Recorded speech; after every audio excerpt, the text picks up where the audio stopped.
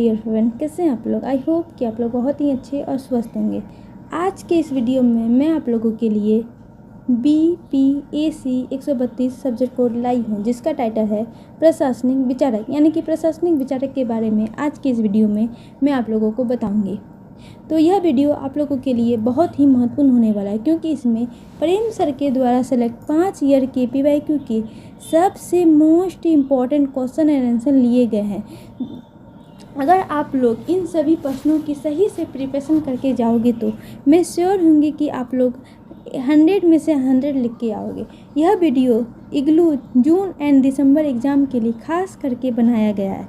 तो चलिए दोस्तों, हम लोग क्वेश्चन आंसर को ध्यान से समझने का प्रयास करते हैं। हम लोग एक एक क्वेश्चन को ध्यान से समझेंगे और आप लोग वीडियो को अंत तक वॉच कीजिएगा। जब तक आप लोग वीडियो को अंत तक वॉच करेंगे नहीं, आप लोग पूरी तरह से समझेंगे नहीं। तो आइए चलते हैं क्वेश्चन आंसर की। तो पहला क्वेश्चन है, स्वराज पर गांधी जी के विचार की विश्लेषण कीजिए। मतलब कि स्वराज पर जो गांधी जी के क्या विचार थे, इसके में हमें विश्लेषण करना है। तो महात्मा गांधी के लिए स्वराज का अर्थ केवल अंग्रेजों से राजनीतिक स्वतंत्रता नहीं था। मतलब अंग्रेजों से सिर्फ राजनीतिक स्वतंत्रता प्राप्त कर लेना ही नहीं था, बल्कि व्यक्ति समाज की आत्मनियंत्रण स्वतंत्रता था। मतलब कि व्यक्ति और समाज की आत्मनियंत्रण स्वतंत्रता था। गांधी जी ने स्वराज को आत्मशासन और आत्मसंयम से जोड़ा। मतलब कि स्वराज को ना आत्मा मतलब खुद के सेल्फ रूप अपने रूल और सेल्फ डिसिप्लिन मतलब खुद के डिसिप्लिन से जोड़ा है। उनके अनुसार सच्चा स्वराज तब संभव है जब हर व्यक्ति अपने कर्तव्य का पालन करे, नैतिक जीवन जिए। मतलब हर व्यक्ति अपने कर्तव्यों का पालन करे, अपनी नैतिक जीवन जिए। उन्होंने कहा है कि केवल सरकार बदलने से स्वराज नहीं आएंगे। मतलब सरकार के बदल जाने से स्वराज नहीं आएंगे, बल्कि जनता के चरित्र, नैतिकता और जिम्मेदारी में सुधार जरूरी। मतलब व्यक्ति के, लोगों के चरित्र, उसकी नैतिकता, लोगों के जिम्मेदारी में सुधार लाना भी जरूरी है। तो गांधी जी का स्वराज विकेंद्रीकरण पर आधारित था। वे गाँव को स्वावलंबी बनाना चाहते थे,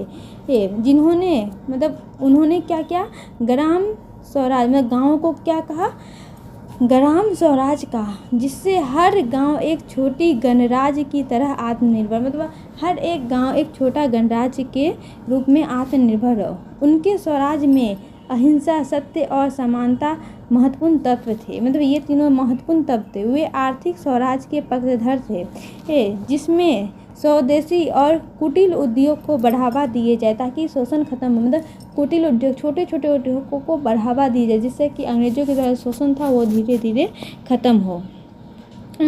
तो अंततः गांधी जी का स्वराज एक नैतिक और आध्यात्मिक अवधारणा है, जिसमें व्यक्ति की आंतरिक स्वतंत्रता, समाज की समानता और राष्ट्र की स्वतंत्रता तीनों शामिल है। और सेकंड नंबर क्वेश्चन है कि लोक प्रशासन पर वुडलो विल्सन के विचार का परीक्षण करें। मतलब लोक प्रशासन के बारे में वुडलो विल्सन के क्या विचार हैं, इसके बारे में जाना गया। तो वुडलो विल्सन को लोक प्रशासन का जनक माना जाता था। उसके प्रमुख निबंध, इनके एक प्रमुख निबंध है जिसका नाम है द स्टडी ऑफ एडमिनिस्ट्रेशन। मतलब कि ये लोक प्रशासन का अध्याय, इसका हिंदी मतलब हुआ मतलब द स्टडी ऑफ एडमिनिस्ट्रेशन। तो उन्होंने 1887 में प्रशासन को एक स्वतंत्र अध्याय क्षेत्र के रूप में स्थापित करने का प्रयास किया। इन्होंने ने अपने एक निबंध लिखा है लोक प्रशासन का अध्याय। उन्होंने 1887 में उन्हें स्थापित करने का प्रयास किया। विलियम्स का मुख्य विचार, उनके क्या मुख्य विचार थे, राजनीतिक प्रशासन पृथक्करण था। उनके अनुसार नीतियाँ बनाना राजनीतिक का कार्य, नीतियाँ जो है ना, नियम नीतियाँ, ये राजनीतिक बनाए, उनका क्रियान्वयन प्रशासन का कार्य था। होना चाहिए। मतलब प्रशासन उनका क्रियान्वयन करे, जिससे प्रशासन को निष्पक्ष, कुशल और पेशेवर बनाया जा सके। उन्होंने प्रशासन में वैज्ञानिक पद्धति, दक्षता और अनुशासन पर जोर दिया। विलियम्स का मानना था कि प्रशासन को व्यवसाय की तरह चलाना चाहिए, मतलब प्रशासन को एक व्यवसाय, एक व्यापार के रूप में चलाना चाहिए, जहाँ नियम, प्रशिक्षण और विशेषज्ञता महत्वपूर्ण, मतलब कि वहाँ पे नियम, विशेषण हो और एक ज्ञाता हो, वहाँ पे महत्वपूर्ण हो। विलियम्स ने जनहित को प्रशासन का मुख्य आदेश माना और कहा कि प्रशासन को जनता की सेवा के लिए उत्तरदायी होना चाहिए, मतलब प्रशासन को किसके लिए? जनता की सेवा के लिए उत्तरदायी होना चाहिए। तो इसका परीक्षण होगा कि विलियम्स के विचार ने लोक प्रशासन को एक अलग विषय के रूप में विकसित करने में महत्वपूर्ण भूमिका निभाई, लेकिन राजनीतिक और प्रशासन का पूर्ण पृथक्करण व्यावहारिक नहीं माना गया, बल्कि दोनों एक दूसरे से जुड़े रहते थे। दोनों क्या होते थे? एक दूसरे से जुड़े रहते थे। तो हम कह सकते हैं कि विलियम्स के विचार आधुनिक लोकसभा की नींव रखते हैं, भले ही उनकी कुछ अवधारणाएं आज शोषित रूप में स्वीकार की, मतलब उसकी कुछ अवधारणाएं जो है ना आज शोषित रूप में स्वीकार की गई है, लेकिन उन्होंने लोक प्रशासन की नींव रखा, आधुनिक नींव रखा है। और तीसरा नंबर क्वेश्चन है कि मेरी पार्कर फेलेड के द्वारा, मतलब मेरी पार्कर फेलेड ने के द्वारा प्रस्तुत किए गए रचनात्मक संघर्ष एवं उसे हल करने के तरीके का विस्तृत वर्णन करें। उन्होंने राजनीतिक संघर्ष थे, उनके हल करने के कौन कौन से तरीके हैं, इनके बारे में हमें जानना है। तो मेरी पार्कर के संघर्ष को नकारात्मक नहीं बल्कि रचनात्मक माना, मतलब कि उसके संघर्ष उन्हें नकारात्मक नहीं, एक रचनात्मक माना। उनके अनुसार संघर्ष एक स्वाभाविक प्रक्रिया है जो यदि सही तरीके से संभाली जाए तो एक संगठन में नवाचार और बेहतर निर्णय को जन्म देगी, मतलब एक नया और बेहतर नियम को जन्म देगी।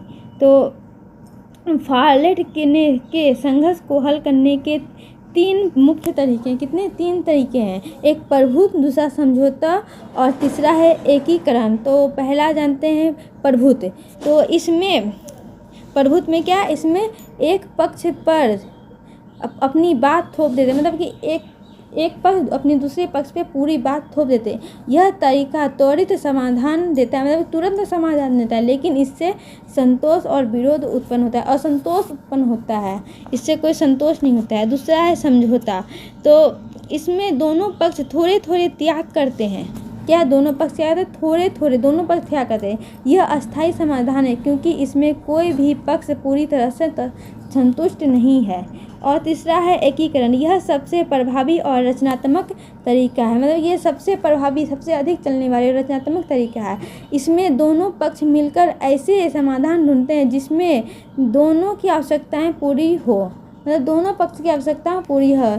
यह भिन्न भिन्न स्थिति पैदा करती है, मतलब क्या? ये अलग अलग स्थितियाँ पैदा करती है। तो फेलेड का मानना था कि एकीकरण के माध्यम से संघर्ष का अवसर में बदला जा सकता है, मतलब संघर्ष को एक अवसर के रूप में बदला जाता है। इसके लिए संवाद, सहयोग और पारस्परिक समझ जरूरी है। इसके लिए तीनों चीज़ जरूरी है। तो हम कह सकते हैं कि मेरी पार्कर फेलेड के अनुसार संघर्ष को बढ़ाने के बजाय सही दिशा में उपयोग करना चाहिए, संघर्ष को बढ़ाने के बजाय से सही दिशा में उपयोग करना चाहिए कि संगठन में विकास और सामंजस्य स्थापित हो सके। और चौथा नंबर क्वेश्चन है कि रेसिस रिकॉर्ड द्वारा प्रतिपादित प्रबंधन की शैलियों पर एक, मतलब रेसिस रिकॉर्ड ने जो प्रतिपादित किया था एक प्रबंधन की शैली को, उसके बारे में एक टिप्पणी लिखना है।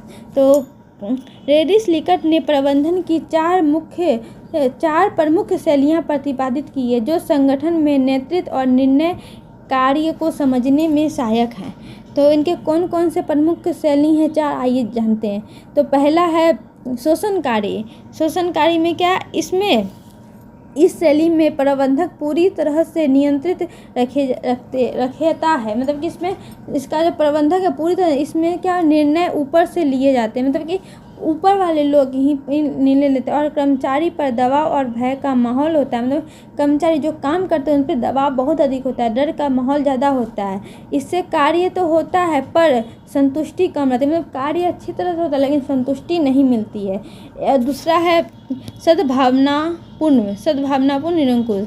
इसमें प्रबंधन कुछ हद तक कर्मचारी पर ध्यान रखते हैं, मतलब थोड़े बहुत कर्मचारियों पर ध्यान रखता है, लेकिन निर्णय अभी भी पूरी तरह पूरी तरह से ही ऊपर से होते हैं, मतलब ऊपर से ही लिए जाते हैं। कर्मचारियों की सीमित भागीदारी होती है, मतलब कुछ ही भागीदारी कर्मचारी की होती है। और दूसरा है परामर्शात्मक। तो इस शैली में प्रबंधन कर्मचारियों से राय लेते हैं, मतलब कि प्रबंधक जो है ना कर्मचारी से राय लेते हैं, उन्हें निर्णय प्रक्रिया में शामिल करते हैं। इससे विश्वास और प्रेरणा बढ़ते, मतलब कर्मचारियों से हम निर्णय लेंगे तो कर्मचारियों का विश्वास भी बढ़ेगा और उसकी प्रेरणा भी बढ़ेगी। और चौथा है भागीदारी पूर्ण, मतलब कि भागीदारी पूर्ण में यह सबसे प्रभावशाली शैली मानी जाती है। इसमें निर्णय सामूहिक रूप से लिए जाते हैं और कर्मचारी की सक्रिय भागीदारी, मतलब कर्मचारी सक्रिय होकर इसमें कार्य कुशलता, संतोष और संगठनात्मक विकास की बढ़ोतरी होती है। तो संगठन विकास तो है ना, एक संगठन में एक समूह में काम करने का जो विकास होता है उसमें बढ़ोतरी होती है। तो हम कह सकते हैं कि रिकंट के अनुसार भागीदारी पूर्ण शैली सबसे बेहतर है, क्योंकि यह सहयोग, विश्वास और उच्च उत्पादक को बढ़ावा देता है। मतलब कि इसमें भागीदारी शैली सबसे बेहतर है, क्योंकि इसमें कर्मचारियों से राय लिए जाते थे समूह के रूप में। और हेनरी फ्रेडरिक हर्ट्ज़बर्ग के 2 कारक सिद्धांत की जगह, मतलब फ्रेडरिक हर्ट्ज़बर्ग के जो कारक सिद्धांत है ना उसके बारे में चर्चा करना है। तो फ्रेडरिक हर्ट्ज़बर्ग ने कार्यस्थल पर प्रेरणा, मोटिवेशन को समझाने के लिए 2 कारक सिद्धांत प्रस्तुत किए। उन्होंने बताया कि कर्मचारी असंतोष और संतोष के कारण अलग अलग होते हैं, मतलब कि एक वो संतोष और दूसरा असंतोष के कारण अलग अलग हो सकते हैं। तो पहला कारक है हाइजीन कारक। हाइजीन ये वे बाहरी कारक हैं जो असंतोष को रोकते हैं लेकिन स्वयं प्रेरणा नहीं देते, मतलब स्वयं को एक मोटिवेशन नहीं देते। उदाहरण के लिए वेतन, कार्यशीलता, कंपनी की नीतियाँ, नौकरी की सुरक्षा और पर्यवेक्षण हैं। इनकी कमी से असंतोष बढ़ता है, मतलब ये सारे कम हो तो असंतोष बढ़ेगा, लेकिन इनके होने से केवल असंतोष कम होता है, संतोष नहीं। मतलब ये सारे नहीं होंगे ना तो असंतोष कम होगा। अगर ये होंगे भी ये सारे, ये वेतन, कार्यशीलता, कंपनियों की नीति ये, तो इससे असंतोष कम होगा मगर संतोष नहीं बढ़ेगा। और दूसरा है प्रेरक कारक। तो ये आंतरिक कारक है जो वास्तविक संतोष और प्रेरणा उत्पन्न करता है, मतलब ये एक अंतर के आंतरिक कारक है जो वास्तविक संतोष, मोटिवेशन को उत्पन्न करता है। तो इसके उदाहरण है उपलब्धियाँ, मान्यता, कार्य की प्रकृति, जिम्मेदारी, उन्नति के अवसर। ये कर्मचारी को बेहतर प्रदर्शन के लिए प्रेरित करते हैं, मतलब कर्मचारी को अच्छे काम करने के लिए उन्हें प्रेरित करते हैं। तो मुख्य विचार हैं इनके कुछ, तो इसके मुख्य विचार क्या हैं? तो हर्ट्ज़बर्ग के अनुसार केवल वेतन या सुविधा बढ़ाने से कर्मचारी प्रेरित नहीं होते, बल्कि उन्हें सार्थक कार्य और पहचान चाहिए, मतलब उसके एक सार्थक कार्य चाहिए। कर्मचारियों को भी अपनी पहचान चाहिए। तो इस सिद्धांत के अनुसार संगठन को पहले हाइजीन कारक को ठीक करना चाहिए, फिर प्रेरक कारक पर ध्यान देना चाहिए। मतलब उन्हें क्या है, सबसे पहले हाइजीन कारक पर ध्यान देना, फिर प्रेरक, ताकि कर्मचारी को संतुष्टि और कार्य कुशलता दोनों बढ़े। मतलब कर्मचारी की कर्मचारियों की जो कार्य है उसमें संतुष्टि और कार्य कुशलता दोनों बढ़ सके। और 6 नंबर क्वेश्चन है, नीति निर्माण के आदर्शतम इष्टतम मॉडल की विशेषता का वर्णन कीजिए। मतलब नीति निर्माण के जो आदर्शतम इष्टतम मॉडल है उसकी विशेषता करना, उसके बारे में जानना है। तो नीति निर्माण का आदर्शतम मॉडल यह मानता है कि निर्णय ऐसे होने चाहिए जो उपलब्ध संसाधनों की अधिकतम लाभ, मतलब उपलब्ध जो संसाधन है उससे अधिकतम लाभ और न्यूनतम लागत, कम से कम कीमत में प्रदान हो। यह मॉडल यथार्थवादी और तर्कसंगत दृष्टिकोण का संतुलित रूप है, मतलब ये यथार्थवादी, ये सबके यथार्थ में हो और एक तर्क संगत रूप में दृष्टिकोण में संतुलित होती है। तो इसके कुछ विशेषताएं हैं, तो इसके मुख्य विशेषताओं के बारे में जानते हैं। तो तर्क संगतता, इसमें निर्णय वैज्ञानिक और तार्किक आधार पर लिए जाते हैं। तो निर्णय जो है ना एक वैज्ञानिक पे एक तार्किक आधार पर लिए जाते हैं, न कि भावनाओं या दबाव पर, मतलब किसी के भावनाओं या दबाव पर इस पर निर्णय नहीं लिए जाते हैं। लागत लाभ विश्लेषण। क्या है? लागत लाभ विश्लेषण। इसमें क्या होता है? हर विकल्प का मूल्य उसके लाभ और लागत के आधार पर किया जाता है। मतलब कि हर जो विकल्प है उसका मूल्य जो है उससे कितना लाभ हो रहा है, उसमें कितना लागत हो रहा है, इसके हिसाब पे उसके मूल्य होते हैं।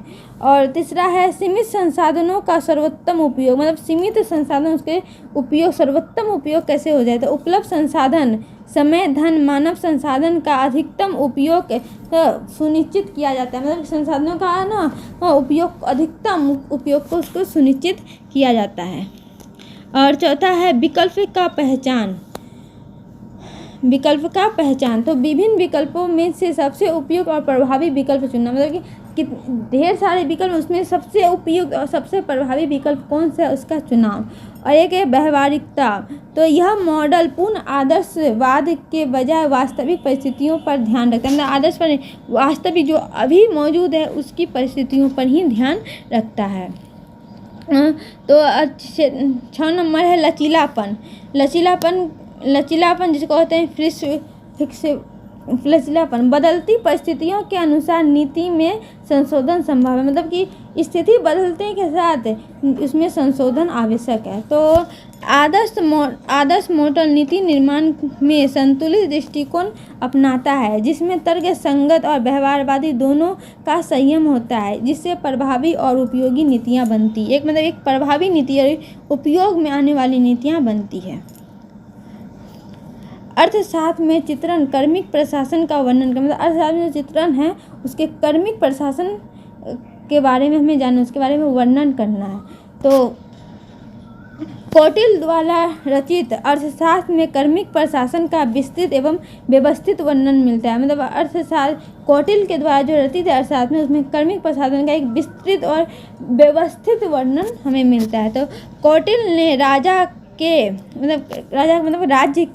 कौटिल्य ने राज्य के कर्मचारियों की नियुक्ति, प्रशिक्षण, वेतन, पदोन्नति, अनुशासन पर विशेष जोर दिया। उनके अनुसार कर्मचारियों की नियुक्ति योग्यता, दक्षता और ईमानदारी के आधार पर होना चाहिए। कर्मचारी की नियुक्ति किसके आधार पर होना चाहिए?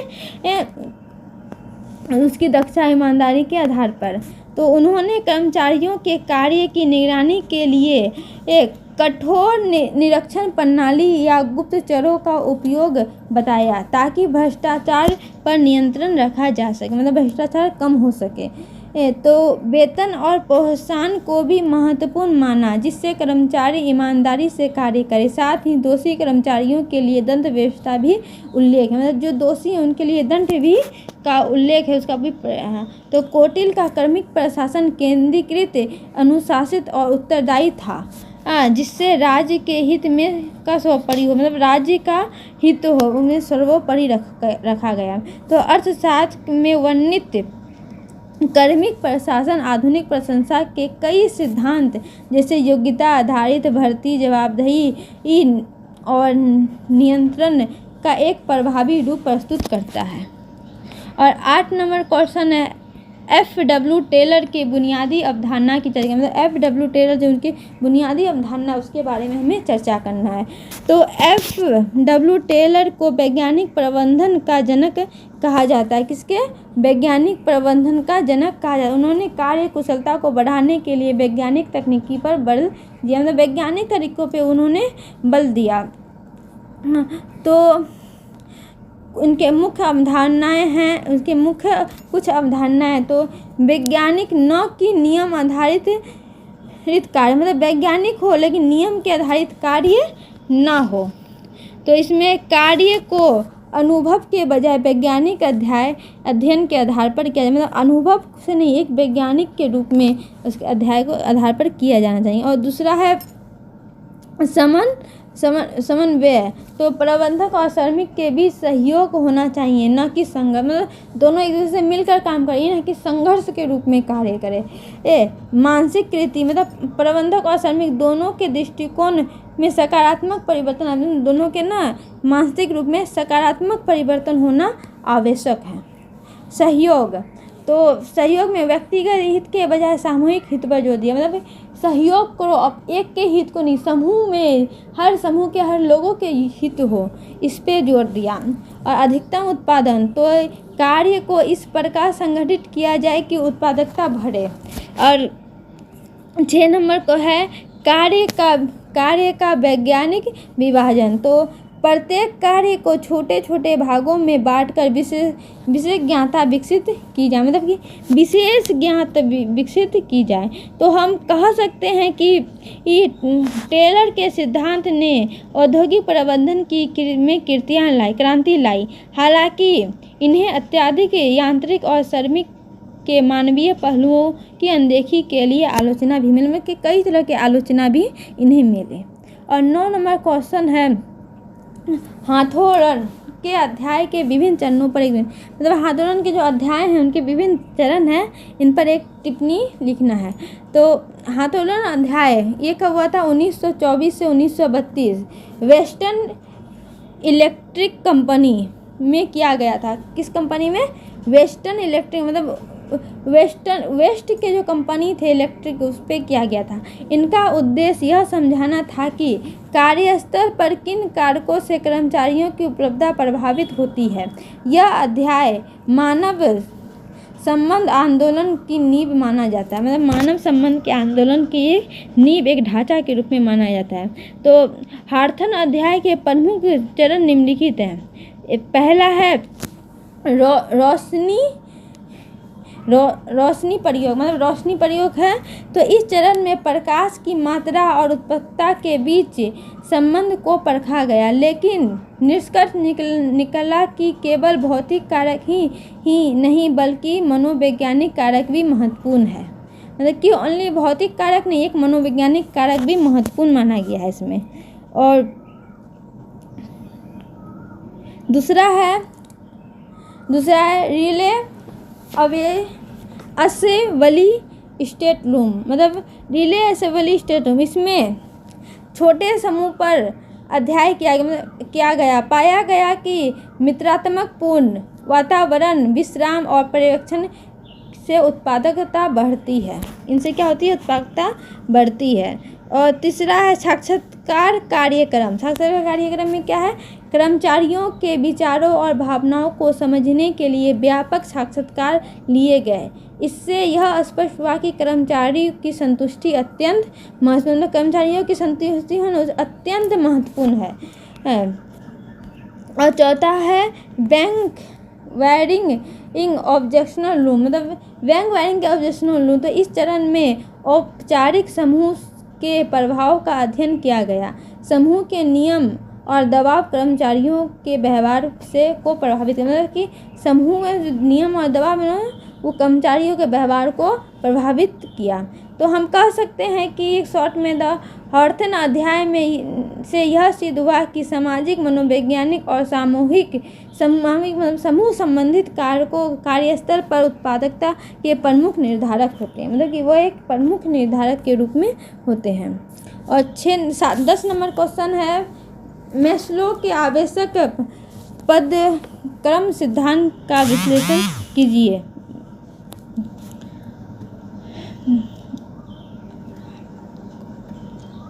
अब्राहम मैस्लो ने मानव प्रेरणा को समझने के लिए आवश्यक पदानुक्रम सिद्धांत प्रस्तुत किए।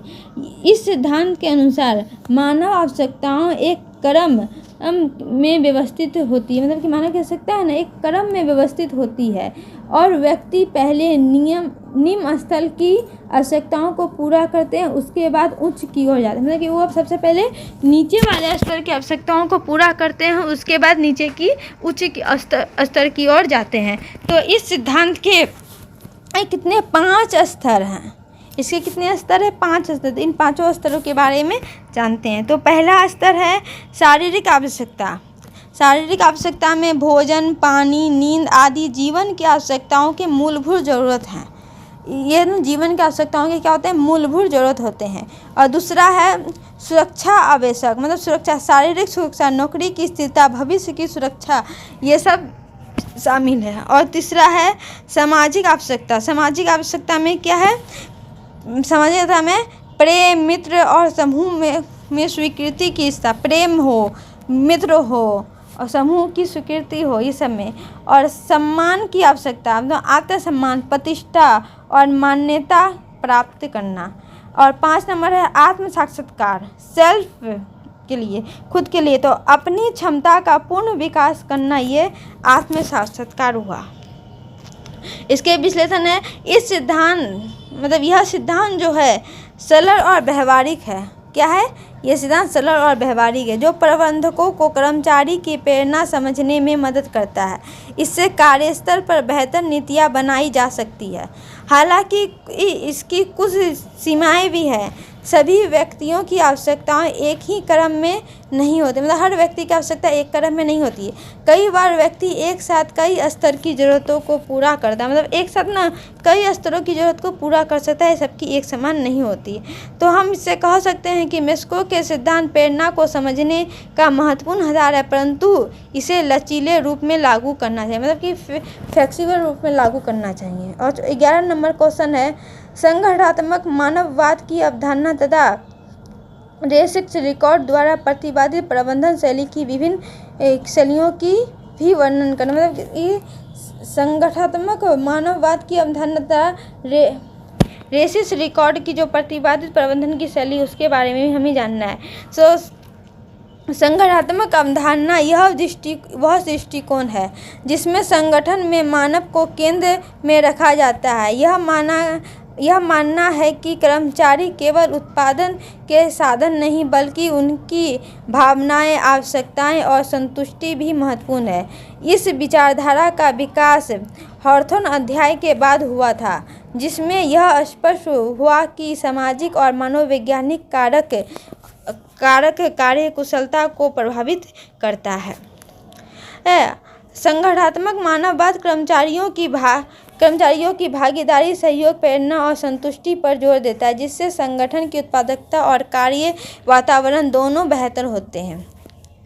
और रीनस रिकॉर्ड के प्रबंधन 4 शैलियों में वर्णन किया गया, जैसा कि हमने ऊपर में जाना है, तो वो इन्हें शॉर्ट में जानते हैं। शोषणकारी प्रबंधन, इसमें क्या प्रबंधन कठोर होते हैं, कर्मचारी पर नहीं जो काम करते हैं उस पर पूरा नियंत्रण रखते हैं। दूसरा है परोपकारी सत्तावादी, इस प्रबंधन में थोड़ा उदार होता है, लेकिन निर्णय ऊपर से ही लिए जाते हैं।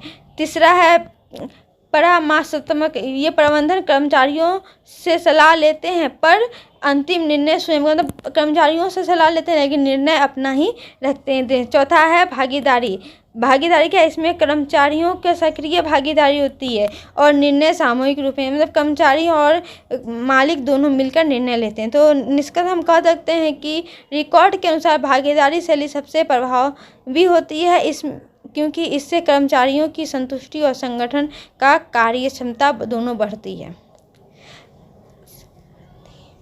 कार्य संबंधी की अवधारणा तथा सिद्धांत की चर्चा कीजिए। तो कार्य संबंधी की अवधारणा क्या है, इसके क्या सिद्धांत है, इनके बारे में जानना है।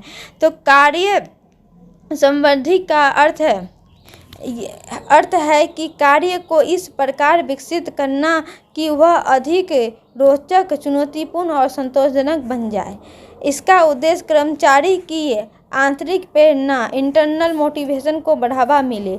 यह अवधारणा मुख्यतः फ्रेडरिक हेज़वर्थ के द्विकारक सिद्धांत से जुड़ी हुई, मतलब फ्रेडरिक हेज़वर्थ के जो द्विकारक सिद्धांत है उससे जुड़ी हुई है।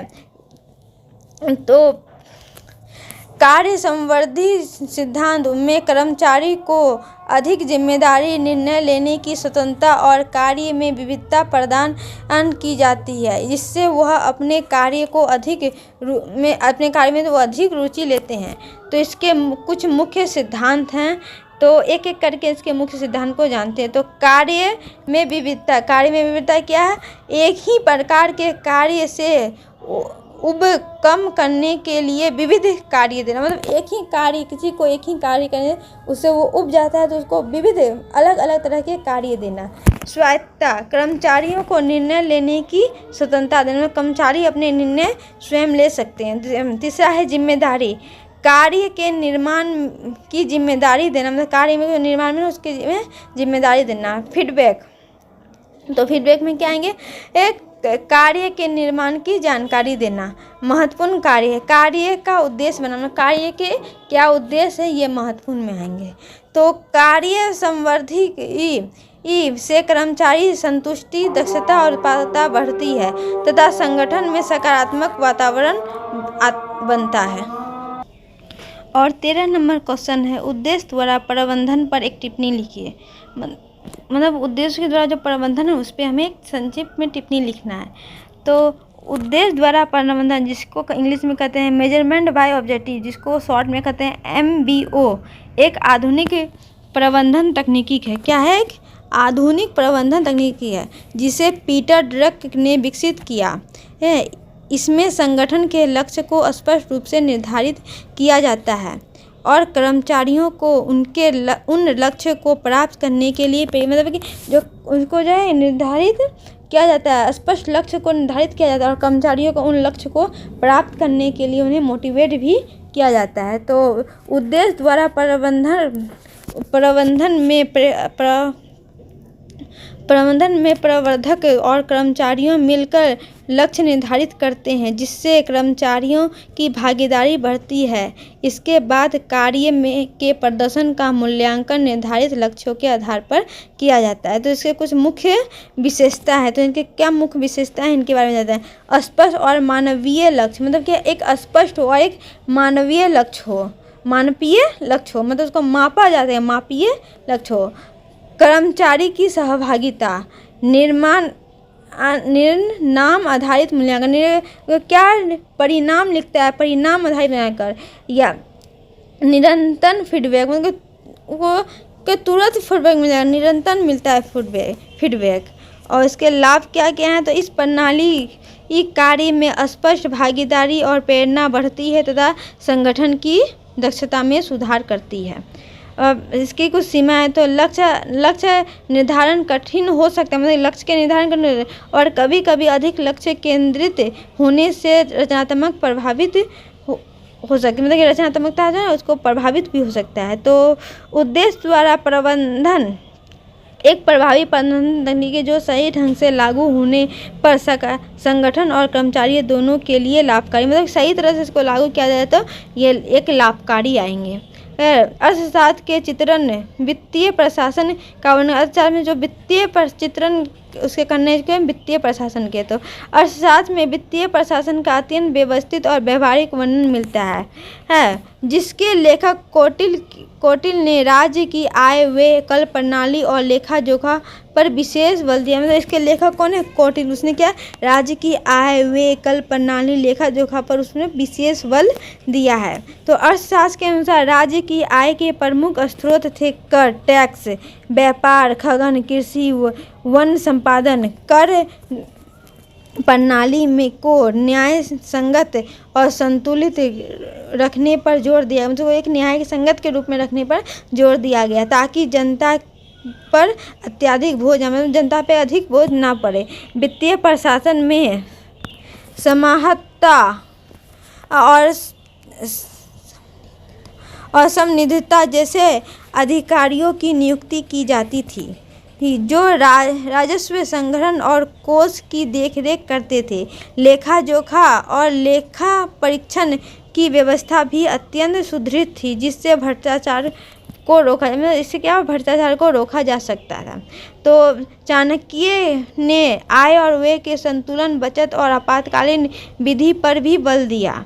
अर्थशास्त्र में वर्णित वित्तीय प्रशासन अत्यंत उन्नत, पारदर्शी और नियंत्रण आधारित था जो आधुनिक वित्तीय प्रबंधन का भी आधार माना जाता है, मतलब अभी के वित्तीय प्रबंधन के भी वो आधार माने जाते हैं।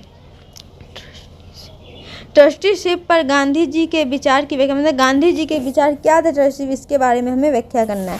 तो महात्मा गांधी ने ट्रस्टीशिप का सिद्धांत सामाजिक और आर्थिक समानता स्थापित करने के लिए दिया। इस सिद्धांत के अनुसार समाज के धनी और संपन्न व्यक्ति अपनी संपत्ति के मालिक नहीं बल्कि समाज के ट्रस्टी होते थे, मतलब कि वो क्या होते, समाज के ट्रस्टी होते थे। गांधी जी का मानना था कि धन और संशोधन का उपयोग केवल व्यक्तिगत लाभ के लिए नहीं बल्कि समाज के कल्याण के लिए होना चाहिए। उन्होंने पूंजीवाद और समाजवाद के बीच एक मध्य मार्ग प्रस्तुत किया, जिससे संपत्ति का निजी स्वामित्व बना रहता है लेकिन उसका उपयोग समाज हित में किया जाता है, मतलब कि उसका उपयोग जो है ना समाज के हित में किया जाए। तो ट्रस्टीशिप का मुख्य उद्देश्य आर्थिक असमानता को कम करना और सामाजिक न्याय स्थापित करना है। इसमें स्वैच्छिक त्याग, नैतिकता और जिम्मेदारी पर जोर दिया जाता है। तो हालांकि इस सिद्धांत का आलोचना भी की मतलब ये जो सिद्धांत थे तो उसकी आलोचना भी किए गए हैं क्योंकि यह पूरी तरह से नैतिकता पर आधारित थी। इनके पालन के लिए कई कानून बाध्य नहीं थी, मतलब कोई कानून को बाध्य नहीं किया था। गांधी जी का ट्रस्टीशिप सिद्धांत एक आदर्शवादी लेकिन मानवीय दृष्टिकोण प्रस्तुत करता था जो समानता और सामाजिक कल्याण को बढ़ावा देता था, मतलब समाज के कल्याण को बढ़ावा देता था। फेयोल के प्रबंधन के मुख्य सिद्धांत को विस्तार से बताइए या विस्तृत वर्णन, मतलब फेयोल के जो मुख्य सिद्धांत है उसके बारे में हमें बताना है, विस्तृत वर्णन करना है। तो हेनरी फेयोल ने प्रबंधन के प्रबंधन के क्षेत्र में उन्होंने 14 प्रमुख सिद्धांत प्रतिपादित किए, जिन्होंने कितने 14 प्रमुख सिद्धांत प्रतिपादित किए जिन्होंने आधुनिक प्रबंधन का आधार माना जाता है, मतलब कि उन्होंने क्या आधुनिक प्रबंधन का उन्हें आधार माना। यह सिद्धांत संगठन कार्य क्षमता समन्वय को बढ़ाने में सहायक है, ये सभी चीज़ को बढ़ाने में सहायक है। पहला है कार्य विभाजन। तो कार्य विभाजन क्या है, तो कार्य को छोटे छोटे भागों में बांटने से दक्षता बढ़ती है, मतलब कार्य को छोटे छोटे भागों में बांटने से दक्षता बढ़ती है। अधिकार और उत्तरदायित्व, अधिकार एवं उत्तरदायित्व, तो अधिकार से के साथ उत्तरदायी भी होना जरूरी है, मतलब अधिकार के साथ साथ उत्तरदायित्व का भी होना जरूरी है। अनुशासन, नियमों का पालन आवश्यक है। चौथा है आदर्श की एकता,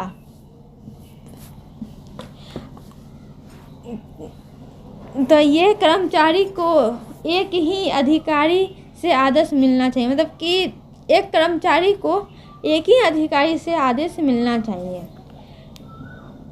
निर्देशक की एकता, मतलब समान उद्देश्य के लिए एक ही योजना होना चाहिए, मतलब कि एक समान उद्देश्य के लिए एक ही योजना हो।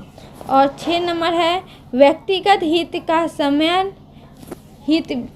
हितों के अधीन होना चाहिए, मतलब कि व्यक्ति का हित का सामान्य हितों के अधीन होना चाहिए, मतलब संगठन का हित सर्वोपरि हो। पारिश्रमिक, कर्मचारियों को उचित वेतन मिलना चाहिए, मतलब कर्मचारी जो काम करते उन्हें उचित वेतन मिलना चाहिए। 8 नंबर है केंद्रीयकरण, तो निर्णय लेने की शक्ति का संतुलित विवरण हो। स्केल श्रृंखला, आदेश का स्पष्ट श्रृंखला होना चाहिए, मतलब कि आदर्शों का एक स्पष्ट श्रृंखला होना चाहिए।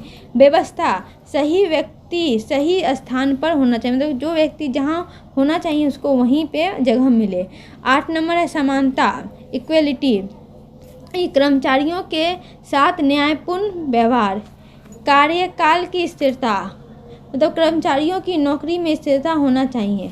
13 नंबर है पहल, तो कर्मचारियों के नए विचार देने के लिए प्रोत्साहित करना। और 14 नंबर और लास्ट है दल भावना, मतलब टीम सामूहिक दल में एक भावना का विकास होना आवश्यक है। तो इन सिद्धांतों के माध्यम से फेयोल ने प्रबंधन को एक वैज्ञानिक और व्यवस्थित रूप दिया जो आज भी संगठन का अत्यंत प्रासंगिक है। और 17 नंबर क्वेश्चन है निर्णय निर्माण प्रासंगिक क्रिया का मूल है। हर्बर्ट ए साइमन के विचार में विश्लेषण संदर्भ में चर्चा की, मतलब कि हर्बर्ट ए साइमन के जो विचार के विशेष संदर्भ उसके में हमें चर्चा करना है। तो हर्बर्ट ए साइमन के अनुसार निर्णय निर्माण प्रशासनिक क्रिया का मूल है, क्योंकि प्रशासन का प्रत्येक कार्य योजना बनाना, संगठन कार्य निर्देशन और नियंत्रण निर्णयों पर आधारित होता है। साइमन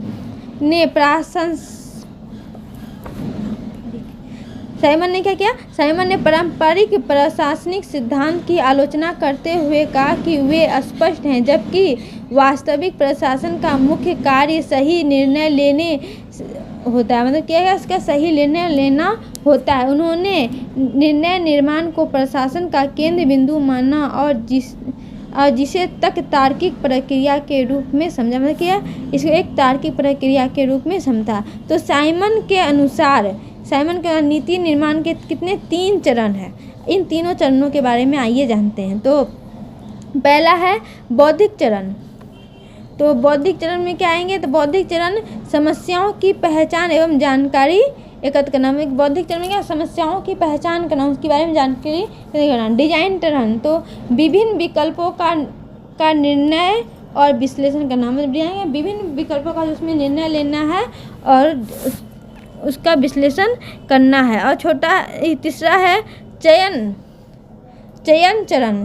तो सर्वोत्तम विकल्प का चयन करना, कौन से सही विकल्प है उसके बारे में चयन करना है। उन्होंने सीमित तर्कसंगत की अवधारणा दी, जिसके अनुसार व्यक्ति पूर्णतः तर्कसंगत नहीं होते, बल्कि जानकारी समय क्षमता सीमित होती है। इसलिए प्रशासक सर्वश्रेष्ठ के बजाय संतोषजनक निर्णय लेते हैं। मतलब कि सर्वश्रेष्ठ के बजाय क्या हो? संतोषजनक निर्णय लेते हैं। तो साइमन ने स्पष्ट किया कि प्रशासन का सारा निर्णय निर्माण में ही निहित है। उनके विचार आधुनिक प्रशासनिक सिद्धांतों में अत्यंत महत्वपूर्ण है, क्योंकि ये वास्तविक परिस्थितियों में निर्णय लेने की प्रक्रिया को वैज्ञानिक और व्यवहारिक रूप से प्रस्तुत करते हैं। और 18 नंबर क्वेश्चन है नवीन लोक प्रशासन के प्रति, मतलब नवीन लोक प्रशासन है उसके प्रति डवाइड वार्डलो के योगदान का परीक्षण करना। डवाइड वार्डलो के जो योगदान है उसके बारे में हमें जानना है। तो डवाइड वार्डलो ने नवीन लोकसभा के प्रमुख प्रवर्तक में से थे। ठीक है। उन्होंने पारंपरिक लोक प्रशासन की अवधारणा की आलोचना की, जिसमें केवल दक्षता और तटस्थता पर बल दिया जाता था। बडलो के अनुसार प्रशासन केवल तकनीकी प्रक्रिया नहीं, बल्कि एक मूल्य आधारित गतिविधि है। क्या है? एक मूल्य आधारित गतिविधि। 1968 में 1968 के मिनी बुक सम्मेलन में उनके विचारों ने नवीन लोकसभा को दिशा दी। उन्होंने सामाजिक न्याय, समानता और जन्मोन्मुखता को प्रशासन का मुख्य उद्देश्य माना। उनके अनुसार प्रशासन को समाज के कमज़ोर और वंचित वर्गों के हितों की रक्षा करनी चाहिए। मतलब जो कमज़ोर हैं, जो वंचित लोग हैं, उनके हितों की रक्षा करनी चाहिए। तो वेंडो के मूल निष्पक्षता के सिद्धांत को स्वीकार करते हुए कहा कि प्रशासन का उद्देश्य मूल्य से प्रभावित होता है, इसलिए उसे नैतिकता और लोकतांत्रिक आदर्शों के अनुरूप कार्य करना चाहिए। उन्होंने प्रशासन की अधिक मानववादी, उदारवादी और परिवर्तनकारी बनाने पर बल दिया है। बुल्डो का योगदान प्रशासन पर केवल कार्यकुशलता तक सीमित न रखकर उसे सामाजिक परिवर्तन और न्याय का साधन बनाना अत्यंत महत्वपूर्ण, क्योंकि न्याय के साधन बनाना उन्हें अधिक महत्वपूर्ण लगा। और 19 नंबर क्वेश्चन है यह जेकल ट्रोल मतलब यह जेकल ट्रोल के विचार के विषय संदर्भ में नीति विज्ञान पर एक टिप्पणी लिखना है। तो यह जेकल ट्रोल के अनुसार नीति विज्ञान, जिसको कहते हैं पॉलिटिकल साइंस, एक बहुआयामी और वैज्ञानिक अध्याय है, जिसका उद्देश्य सार्वजनिक नीतियों को अधिक प्रभावी और उपयोगी बनाना है। उन्होंने नीति निर्माण को केवल सैद्धांतिक न मानकर व्यवहारिक और सुधारात्मक प्रक्रिया के रूप में जाना। मतलब कि ड्रोन के अनुसार नीति निर्माण एक जटिल प्रक्रिया क्या है? एक जटिल प्रक्रिया है जिसमें केवल तर्क ही नहीं बल्कि मूल्य अनुभव रचनात्मक का भी महत्वपूर्ण योगदान है। इसी प्रकार उन्होंने अति तर्कसंगत मॉडल प्रस्तुत किया जिसमें निर्णय लेने में अंतर्ज्ञान और नैतिकता पक्ष को भी स्थान दिया गया। उन्होंने उच्च स्तरीय नीति निर्माण पर विशेष बल दिया ताकि नीतियों की गुणवत्ता और प्रभावशाली में सुधार किया जा सके। ड्रोन का मानना था कि उनका क्या मानना था कि आधुनिक समाज की जटिल समस्याओं को हल करने के लिए एक ज्ञान विश्लेषण और नवाचार आवश्यक, मतलब कि नवाचार नए ज्ञान का होना आवश्यक है। और ड्रोन के विचार नीति विज्ञान को अधिक व्यवहारिक, वैज्ञानिक और भविष्य उन्मुख बनाते हैं जिससे प्रशासन को बेहतर निर्णय लेकर समाज के विकास में महत्वपूर्ण भूमिका निभाई। समाज के विकास में उन्होंने कई महत्वपूर्ण भूमिका निभाए। 20 नंबर निम्नलिखित विषयों पर संक्षिप्त लिखना है कि निम्नलिखित विषय नीचे दिए गए हैं उस पर हमें संक्षिप्त में टिप्पणी लिखना है। तो हेनरी फ्लोल के मौलिक विचार, मतलब कि हेनरी फ्लोल के जो मौलिक विचार हैं उस पर हमें एक टिप्पणी लिखना है। तो हेनरी फ्लोल के मौलिक प्रवर्धक का जनक माना गया, क्या है? आधुनिक प्रवर्धक का उन्हें जनक माना गया। उन्होंने प्रवर्धक को एक सार्वभौमिक प्रक्रिया बताया जो हर संगठन में लागू होती है, मतलब कि हर संगठन में वो लागू होती है।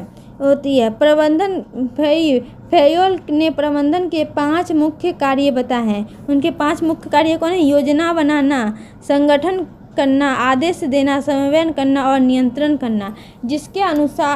इसके साथ ही उन्होंने 14 सिद्धांत दिए जैसे कार्य विभाजन, अनुशासन, आदेश की एकता, समानता, दल भावना आदि। उनका मानना था कि प्रबंधन एक सिखाई जाने वाली कला है जिससे संगठन की कार्य कुशलता बढ़ाई जाए। संगठन की जो कार्य कुशलता है ना उसे बढ़ाई जा सकती है। औपचारिक तथा अनौपचारिक संगठन, मतलब कि औपचारिक संगठन क्या है और अनौपचारिक संगठन क्या है इसके बारे में जानना है। तो औपचारिक संगठन वह संगठन है जो नियोजित रूप में नियम, पदानुक्रम और अधिकार उत्तरदायित्व के आधार पर बनाया जाता है। इसमें कार्य स्पष्ट रूप से विभाजन होता है और आदेश एक निश्चित श्रृंखला, आदेश की एक क्या होती है? एक निश्चित श्रृंखला होती है। इसके विपरीत क्या? अनौपचारिक संगठन। औपचारिक संगठन के विपरीत अनौपचारिक संगठन यह स्वतः विकसित होता है। यह व्यक्तियों के आपसी संबंधों, भावनाओं, सामाजिक संपर्क पर आधारित होता है। इसमें कोई निश्चित नियम या संरचना नहीं होती है, फिर भी यह कार्य स्तर पर संरचना, सहयोग और संतोष बढ़ाने में महत्वपूर्ण भूमिका निभाता है। इस प्रकार मतलब कि हम कह सकते हैं कि दोनों प्रकार के संगठन एक दूसरे के पूरक हैं, मतलब एक दूसरे के पूरक होते हैं और संगठन की सफलता के लिए, मतलब संगठन की जो सफलता के लिए भी ये आते हैं औपचारिक और अनौपचारिक संगठन। और ग नंबर वैकल्पिक संगठन संरचना, मतलब वैकल्पिक संगठन संरचना क्या है? तो वैकल्पिक संगठन संरचना पारंपरिक पदानुक्रम वाली संरचनाओं से भिन्न होती है। ये संगठन में लचीलापन, नवाचार, तेजी से निर्णय लेने की क्षमता की बढ़ोतरी होती है। इनमें प्रमुख रूप से मैट्रिक्स संरचना, मतलब मैट्रिक्स संरचना, नेटवर्क संगठन, टीम आधारित संगठन शामिल होती है। ये मैट्रिक्स संरचना में कर्मचारी एक से अधिक परियोजना प्रबंधक को रिपोर्ट करते हैं, मतलब एक से अधिक प्रबंधक को क्या होता है जिसमें संसाधन और विशेषज्ञता का अधिकतम उपयोग होता है। नेटवर्क संगठन बाहरी साझेदारों और मतलब साझेदार सहयोगों को एक साथ काम करते हैं जिससे गतिशीलता और नवाचारता बढ़ता है। क्या होता है? गतिशील और नवाचार बढ़ता है। टीम आधारित संगठन में निर्णय और जिम्मेदारी टीम को ही दी जाती है, मतलब टीम क्या होता है? टीम को ही इसके निर्णय लेने की इसकी जिम्मेदारी दी जाती है। यह संरचनाएं आधुनिक व्यावसायिक वातावरण में संगठन की प्रभावशीलता और प्रतिस्पर्धा बढ़ाने में सहायक है। पीटर ड्रग के प्रबंधक है। पीटर ड्रग के अनुसार प्रबंधन का मुख्य उद्देश्य इस संगठन की उत्पादकता, प्रभावशीलता, नवाचार बढ़ाना। उन्होंने लक्ष्य निर्धारण द्वारा एक प्रबंधन क्या किया, मैनेजमेंट बाय ऑब्जेक्टिव, जिसको शॉर्ट में कहते हैं MBO, पर जोर दिया, जिसमें कर्मचारियों को स्पष्ट लक्ष्यों और जिम्मेदारियों के साथ काम सौंपा जाता है। एक स्पष्ट जिम्मेदारी के रूप में उन्हें काम करना। ड्रग ने प्रबंधन को केवल संसाधन का चालक नहीं बल्कि मानव संसाधन विकास, रणनीतिक योजना, संगठनात्मक सुधार भी माना है। उनका दृष्टिकोण संगठन को समाज और बाजार में बदलती आवश्यकताओं के अनुसार अधिक लचीला और परिणामोन्मुख बनाता है। ड्रग का सिद्धांत आधुनिक प्रबंधन का व्यवहारिक, मानवकृत और परिणामोन्मुख बनाता है।